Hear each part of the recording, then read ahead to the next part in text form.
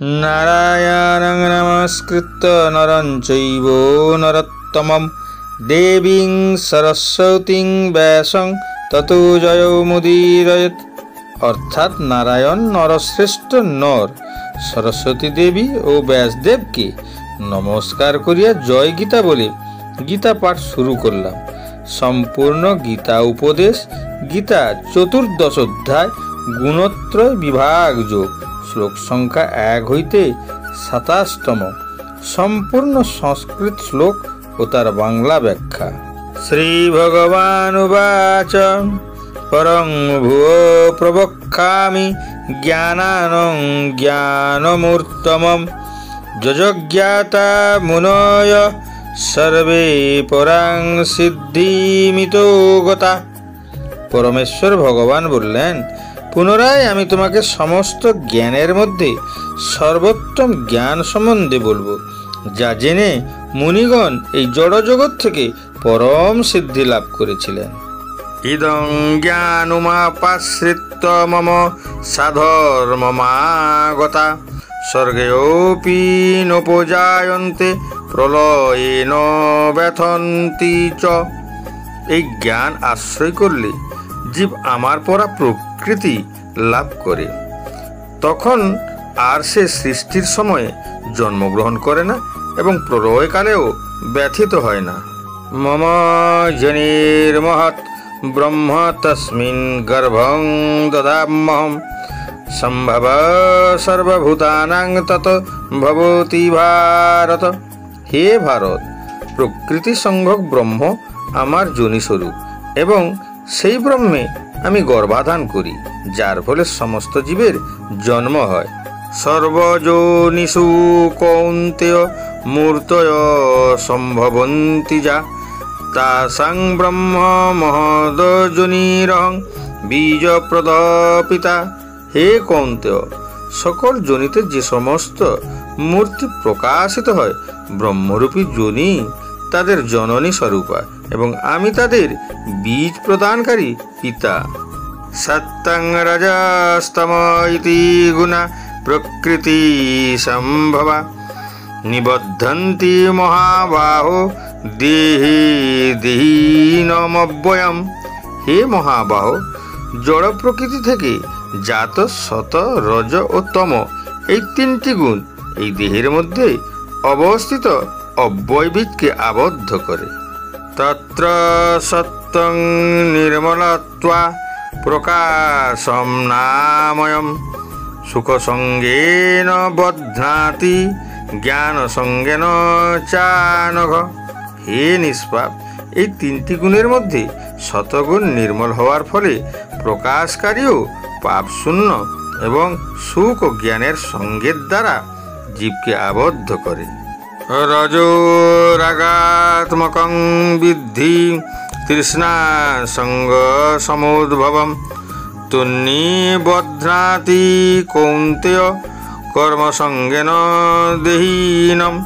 হে কৌন্তেয়, রজগুণ অনুরাগাত্মক এবং তার তৃষ্ণা ও আসক্তি থেকে উৎপন্ন বলে জানবে এবং সেই রজগুণই জীবকে সকাম কর্মের আসক্তির দ্বারা আবদ্ধ করে।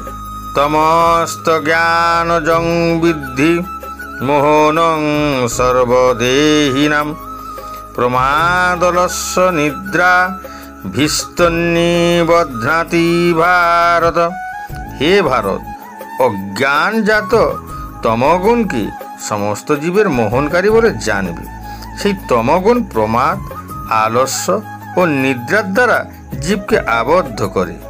সত্যং সুখে সঞ্জয়তি রজ কর্মণি ভারত জ্ঞানমাবৃত্য তু তম প্রমাদে সঞ্জয়ত।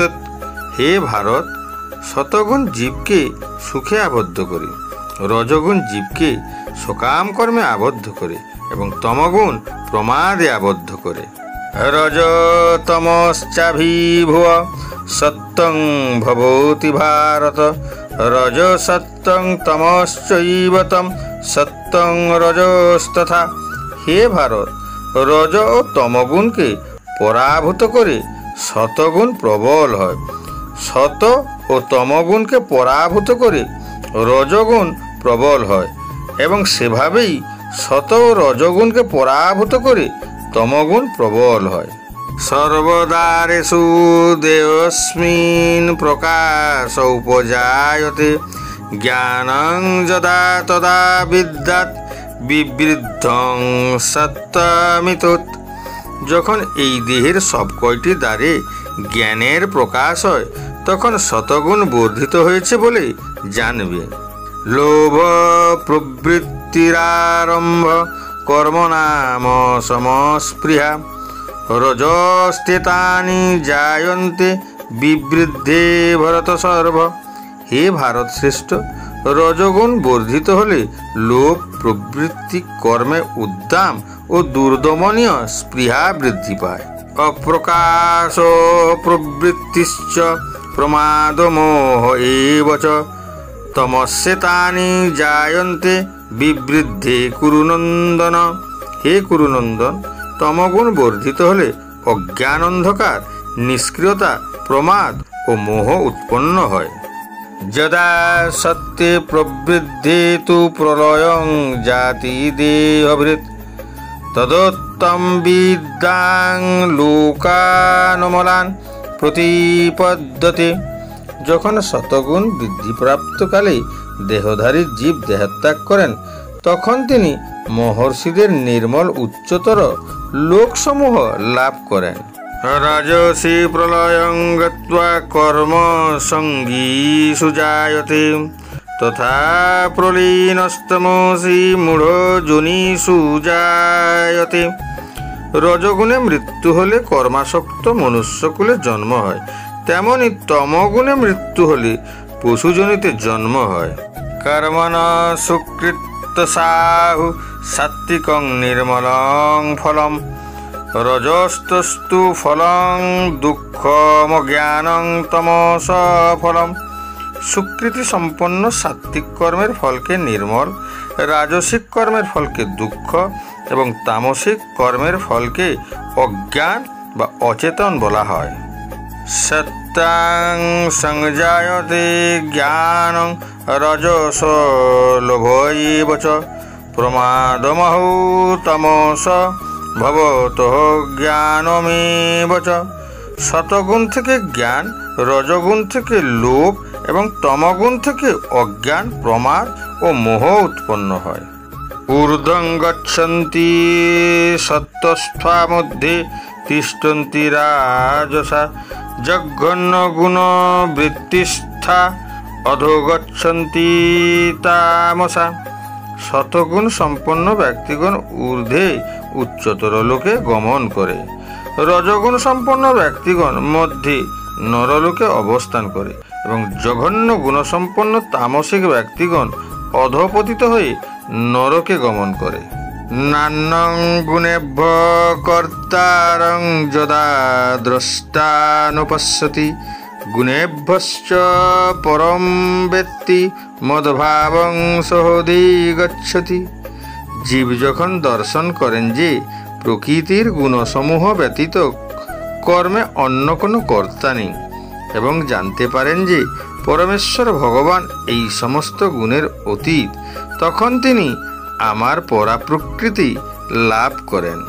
গুণানেতানতিত্তৃণ দেহি দেহ সমুদ্ভবান জন্ম মৃত্যু জরা দুঃখৈ বিমুক্ত মৃতমশ্নুতে। দেহধারী জীব এই তিন গুণ অতিক্রম করে জন্ম মৃত্যু জরা ও দুঃখ থেকে বিমুক্ত হয়ে অমৃত ভোগ করেন। অর্জুন বাচ কৈর্লিঙ্গৈ স্ত্রীণ গুণানেতানতীত ভবতি প্রভো কিমাচার কথং চৈতাং স্ত্রীণ গুণানতিবর্ততে। অর্জুন জিজ্ঞাসা করলেন, হে প্রভু, যিনি এই তিন গুণের অতীত তিনি কি কি লক্ষণ দ্বারা জ্ঞাত হন, তার আচরণ কি রকম এবং তিনি কিভাবে এই তিন গুণ অতিক্রম করেন। প্রকাশং চ প্রবৃত্তিং চ মোহমেব চ পাণ্ডব ন দৃষ্টি সংপ্রবৃত্তানি ন নিবৃত্তানি কাঙ্ক্ষতি উদাসীন বদাসীন গুণৈচর্য ন বিচাল্যতে গুণাবর্তন্ত ইত্যেবং জোহবতিষ্ঠতি নিঙ্গতে সমদুঃখ সুখ ষষ্ঠ সমলোষ্টাস্মকাঞ্চনং তুল্য প্রিয়া প্রিয় ধীরস্তল্য নিন্দাত্ম সংস্তুতি মানাপমানয় স্তুল্য স্তুল্য মিত্রারিপক্ষয় সর্বারম্ভ পরিত্যাগী গুণাতীত সৌচ্যতে। পরমেশ্বর ভগবান বললেন, হে পাণ্ডব, যিনি প্রকাশ প্রবৃত্তি ও মোহ আবির্ভূত হলে দ্বেষ করেন না এবং সেগুলি নিবৃত্ত হলেও আকাঙ্ক্ষা করেন না, যিনি উদাসীনের মতো অবস্থিত থেকে গুণসমূহের দ্বারা বিচলিত হন না, কিন্তু গুণসমূহ স্থির কার্যে প্রবৃত্ত হয়, এভাবেই জেনে অবস্থান করেন এবং তার দ্বারা চঞ্চলতা প্রাপ্ত হন না, যিনি আত্মস্বরূপে অবস্থিত এবং সুখ ও দুঃখে সমভাবাপন্ন, যিনি মাটির ঢেলা পাথর ও স্বর্ণে সমদৃষ্টি সম্পন্ন, যিনি প্রিয় ও অপ্রিয় বিষয়ে সমভাবাপন্ন, যিনি ধৈর্যশীল এবং নিন্দা স্তুতি মান ও অপমানে সমভাবাপন্ন, যিনি শত্রু ও মিত্রর উভয়ের প্রতি সমভাব সম্পন্ন এবং যিনি সমস্ত কর্মোদ্যম পরিত্যাগী, তিনি গুণাতীত বলে কথিত হন। মাংচ জোহব্যভিচারেণ ভক্তিযোগেন সেবতে ম গুণান সমতিতৈতান ব্রহ্মভুয়াও কল্পতে। যিনি ঐকান্তিক ভক্তিযোগ সহকারে আমার সেবা করেন, তিনি প্রকৃতির সমস্ত গুণকে অতিক্রম করে ব্রহ্মভূত স্তরে উন্নীত হন। ব্রহ্মণ হি প্রতিষ্ঠাহমৃতস্যা বয়স্য চ শাশ্বতস্য চ ধর্মস্য সুখ সৈকান্তিকস্য চ। আমি নির্বিশেষ ব্রহ্মের প্রতিষ্ঠা বা আশ্রয়, অব্যয় অমৃতের শাশ্বত ধর্মের এবং ঐকান্তিক সুখের আমি আশ্রয়। পূর্ববর্তী অধ্যায়ে আত্মা ও শরীরের মধ্যকার পার্থক্য বিশদভাবে ব্যাখ্যা করা হয়েছে।